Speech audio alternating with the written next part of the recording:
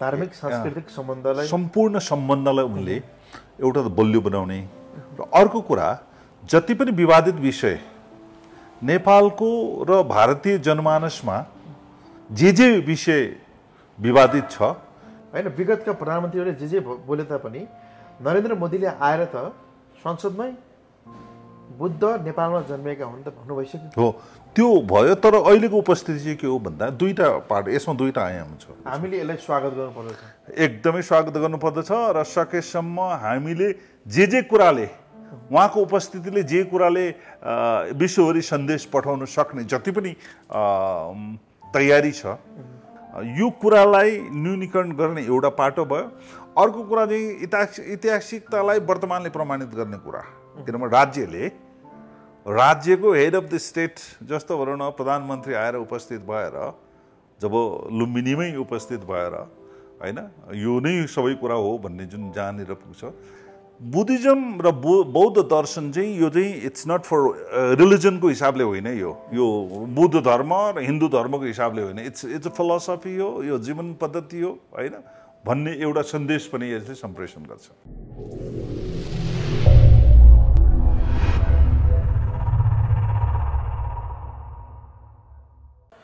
दर्शक वृन्द नमस्कार धेरै धेरै स्वागत छ म सन्तोष देउसा दर्शक वृन्द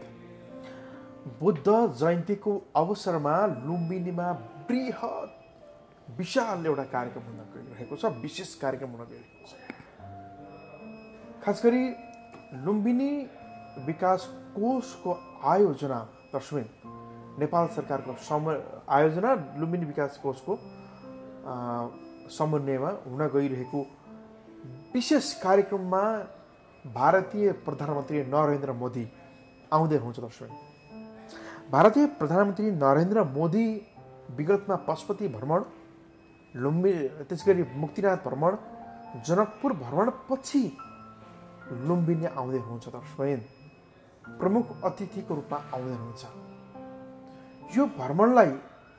हामीले विशेष रूपमा हेरेका छौँ र हेर्न पनि सकिन्छ दर्शक किनभने बुद्ध कहाँ जन्मेका हुन् भन्ने विषय हामीले बारम्बार राख्नेमा परिरहेको अवस्था थियो Buddha was born in Nepal भनेर नारा नै गन्काउनु पर्ने अवस्था थियो विश्वव्यापी रूपमा दर्शक नरेन्द्र मोदीले संसदमै आएर बुद्ध नेपालमै जन्मेका हुन् भनेर भनिसके पछाडि नरेन्द्र मोदी प्रति नेपालीको एक किसिमको सेन्टिमेन्ट पनि जोडिएको थियो दर्शक विगतमा र अहिले बुद्ध जयन्तीको अवसरमा नरेन्द्र मोदीको प्रमुख आतिथ्यतामा हुने गइरहेको यो कार्यक्रमलाई बुद्धिस्टहरूले कसरी हेरिरहेका छन् खास गरी बौद्ध धर्म अवलम्बीहरूको पक्षमा लामो समयदेखि एउटा वकालत पनि गरिरहनुभएका र त्यसै गरी नेपालको चलचित्र क्षेत्रमा एउटा विशेष आफ्नो स्थान पनि बनाउनुभएका वरिष्ठ निर्माताको रूपमा पनि रहनुभएका र पर्यटनको क्षेत्र पनि आफूलाई उत्तिकै अब्बल बनाइसक्नु भएका एकजना चर्चित हस्ती मसँग हुनुहुन्छ युवराज लामा नमस्कार नमस्कार नरेन्द्र मोदीको भ्रमणलाई तपाईँले कसरी लिनुभएको छ नरेन्द्र मोदीको अहिले नरेन्द्र मोदी भारतका प्रधानमन्त्री नरेन्द्र मोदीले विश्वभरि नै भारतीय परराष्ट्र नीति जुन विगतमा भारतीय परराष्ट्र नीतिको बारेमा धेरै आलोचना विशेष दक्षिण एसियन राष्ट्रहरू चाइना लगायतका देशमा धेरै आलोचना हुन गर्थ्यो त्यसका विभिन्न आयामहरू छन् विभिन्न कारणहरू छन् तर नरेन्द्र मोदीको उपस्थितिपछि अहिले आएर विश्वभरि भारतको परराष्ट्र नीति एउटा दिगो निकै असंलग्न परराष्ट्र नीति जस्तो रिजन देखा परेको छ त्यो अन्तर्गत पनि नेपालसँगको भारतको जुन सम्बन्धहरू विगतमा धेरै समयसम्म आम नेपाली जनमानसमा भारतीयहरूले नेपाललाई हेप्छ अथवा भारतका सरकारले नेपाललाई हस्तक्षेप गर्छ भन्ने एक किसिमको निरन्तर हामीभित्र नेपालभित्र परिराखेको थियो त्यसलाई केही न केही हिसाबले उनका विभिन्न भ्रमण जस्तो लामो समयसम्म भारतीय प्रधानमन्त्रीको नेपालमा भ्रमण भएको थिएन। उनले जुन भारतीय प्रधानमन्त्रीको रूपमा नेपालमा जुन जति पटक पनि आछ, त्यसबाट एउटा त भारत र नेपालको सम्बन्ध, धार्मिक सांस्कृतिक सम्बन्धलाई, सम्पूर्ण सम्बन्धलाई उनले एउटा त बलियो बनाउने र अर्को कुरा जति पनि विवादित विषय नेपालको र भारतीय जनमानसमा जे विषय विवादित छ त्यो विषयलाई उनले पोलिटिकली अथवा धार्मिक रूपमा अथवा उनको उपस्थितिमा न्यूनीकरण गर्ने प्रयासको रूपमा उनी अगाडि बढिराखेको छ। त्यस अर्थमा अहिले बुद्ध जयन्तीको अवसरमा उनको उपस्थितिले लामो समयदेखि Buddha was born in Nepal भनेर हामीले एडभोकेसी, अन्तर्राष्ट्रिय रूपमा एडभोकेसी गरिराख्नु परेको अवस्था र भारतका केही मिडियाहरूले निरन्तर रूपले त्यो होइन भारत के अरे बुद्ध त कहिले मैसूरमा जन्मेको भन्ने, कहिले कहाँ जन्मेको भन्ने जुन कन्ट्रोभर्सी निकालिरहने, त्यति मात्र नभएर केही अब बुद्धिस्ट मोनुमेन्टहरू पनि खडा गरेर भनौँ न यसलाई पर्यटक दृष्टिकोणले, धार्मिक दृष्टिकोणले उपयोग गर्ने जुन एक किसिमको अनसिन कन्ट्रोभर्सीहरू थियो, त्यसलाई उनको उपस्थितिले अब त्यो Buddha was born in Nepal भनेर हामीले भनिरहनु पर्ने अवस्था उनको उपस्थितिपछि रहँदैन। नरेन्द्र मोदी भारतीय प्रधानमन्त्रीले त संसदमा आएर यो कुरा बोल्नु भएको विषय हो होइन। विगतका प्रधानमन्त्रीहरूले जे बोले तापनि नरेन्द्र मोदीले आएर त संसदमै बुद्ध नेपालमा जन्मेका हुन् त भन्नु भइसक्यो हो। त्यो भयो, तर अहिलेको उपस्थिति चाहिँ के हो भन्दा दुईटा पार्ट, यसमा दुईटा आयाम छ। एउटा त पोलिटिकल आयाम, केही पोलिटिकल आयामहरूलाई पनि यो उनको भ्रमणबाट न्यूनीकरण गर्ने। अर्को चाहिँ कुरा के हो भन्दाखेरि ऊ स्वयं आफै बुद्ध जयन्तीको दिन उपस्थित भएर जस लुम्बिनी उपस्थित हुँदै गर्दाखेरि विश्वमा एउटा सन्देश सम्प्रेषण गर्ने हैन। जुन देशका केही मिडियाले अवसर हो, नेपालको लागि म भन्छु पर्यटक दृष्टिकोणले, धार्मिक दृष्टिकोणले एकदमै धेरै ठुलो अवसर हो। जो म के भन्छु भन्नु होला भने विगतमा तीनटा स्थानमा, अघि तपाईँले मेन्सन गर्नुभएको तीनटा स्थानमा जनकपुर, पशुपति र मुक्तिनाथको उनको जो धार्मिक भिजिट थियो, त्यो भिजिट पछि भारतमा भारतीयहरूको बिचमा के भयो भन्दा यो ट्रायङ्गल जनकपुर, काठमाडौँ र मुक्तिनाथ जानुपर्छ, दर्शन गर्न जानुपर्छ भन्ने जुन मनोविज्ञान भारतमा तयार भएको छ, त्यो मनोविज्ञानले नेपालले अर्बौं रुपियाँ खर्च गरेर प्रमोसन गर्नु नसकिने कुरा उनको भिजिटले गराएको छ। त्यो प्रत्यक्ष रूपमा जनकपुरमा पनि देख्न सकिन्छ, पशुपतिमा त थिँदै थियो र अहिले मुक्तिनाथमा पनि देख्न सकिन्छ। त्यस अर्थमा अहिले अर्को एउटा बौद्ध तीर्थस्थल लुम्बिनीमा उनको उपस्थितिले त्यो सन्देश एकदमै स्ट्रङली जान्छ। यसका पोलिटिकली, धार्मिक हिसाबले पनि, सामाजिक हिसाबले पनि, पर्यटक दृष्टिकोणले पनि यो भ्रमण चाहिँ नेपालको लागि धेरै महत्त्वपूर्ण हुनेवाला छ। जस्तो हिन्दूहरूको सेन्टिमेन्ट त थियो नै मोदीप्रति होइन, तर भारतमै बुद्धिस्टहरूलाई हेरिने दृष्टिकोण चाहिँ त्यति क्लियर छैन है मोदीको भन्ने आरोप पनि उहाँमाथि लाग्थ्यो। भने यो भ्रमणले चाहिँ भारतमै रहेका बुद्धिस्टहरूमा चाहिँ कस्तो खालको मनोविज्ञान, एकदम धेरै ठुलो एउटा मनोविज्ञान त्यसले तयार पार्नेछ र लेभल अफ कन्फिडेन्स।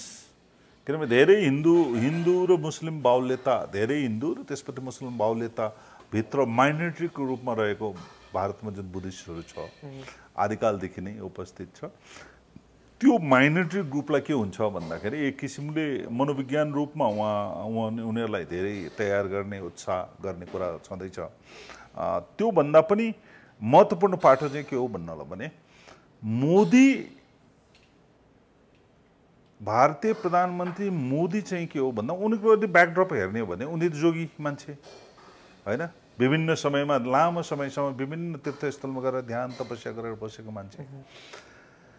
अनि उनको दृष्टिको उनले चाहिँ पोलिटिक्समा त गरिराखेको छैन, एउटा समाजलाई सम्प्रेषण गर्ने नीति र विधि पनि कता तयार गरिराखेको, धार्मिक सही सुने त पनि उहाँले त्यो एउटा पनि त्यो पनि देखिन्छ। अर्को कुरा चाहिँ के पनि देखिन्छ भन्दाखेरि सबै धर्मलाई इक्वल फुटेजमा जसो उनलाई अति हिन्दूवादको जस्तो गुजरातमा आरोप छ गुजरातमा उहाँ सीएम हुँदाखेरि धेरै ठुलो आरोप के थियो भन्दा यिनी अति हिन्दूवाद हो भन्ने छ। तर अहिले मोदीका विगतका 5 वर्ष र अहिले भनौँ न अहिलेको यो सेकेन्ड टर्मको 2 वर्षमा हेर्दाखेरि के देखिन्छ भन्दाखेरि जसरी मान्छेले प्रोजेक्ट गरेको जसरी बाहिर प्रोजेक्सन भएको छ तर उसको व्यवहार चाहिँ नितान्तै छुट्टै देखिन्छ। किनभने यो सबै प्रकारका डिफ्रेन्सेसहरूलाई कसरी समाप्त गर्नुपर्छ भन्ने कुरा छ, त्यो कुरामा उनी उद्धत भएको देखिन्छ। त्यसकारण यो भिजिटले धेरै कुराहरू,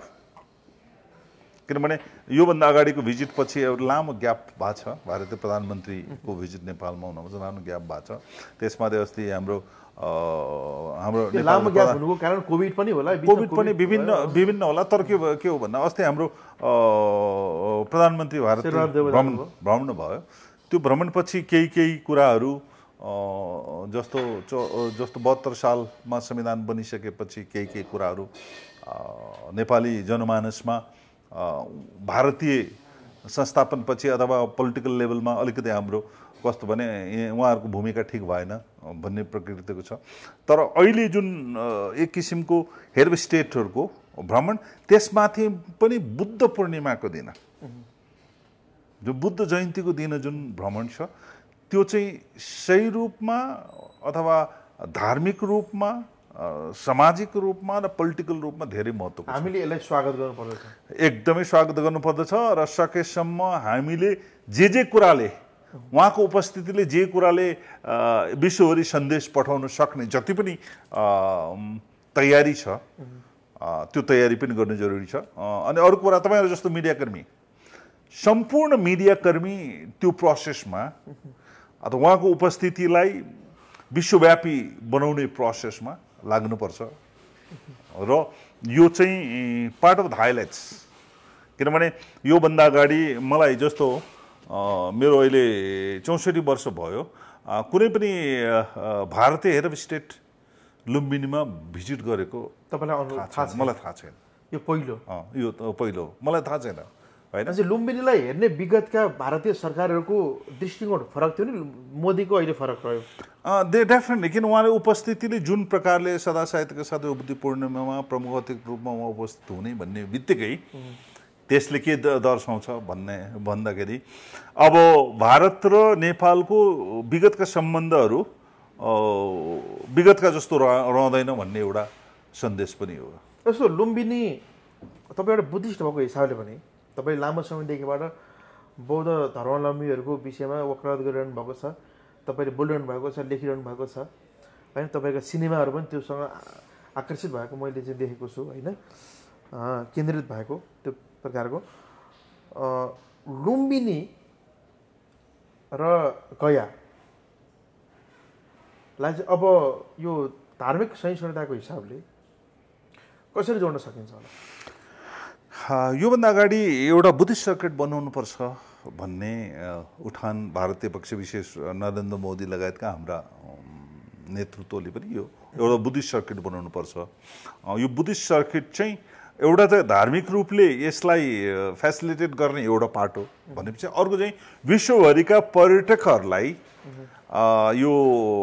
भनौँ लुम्बिनी नेपाल र भारतमा भ्रमण गर्दाखेरि यो पोइन्टमा एउटा सर्किटको रूपमा विकास गर्नुपर्छ। जस्तो भारत कयौँवटा पर्यटक भारतमा आउँछ, भारतबाट 2-4वटा भनौँ न सारनाथ, बोधगया, कुशीनगरमा होइन भिजिट गरेर फर्किने पनि छ। कयौँवटा चाहिँ फेरि नेपाल आएर लुम्बिनीमा भ्रमण गरेर फर्किने पनि छ।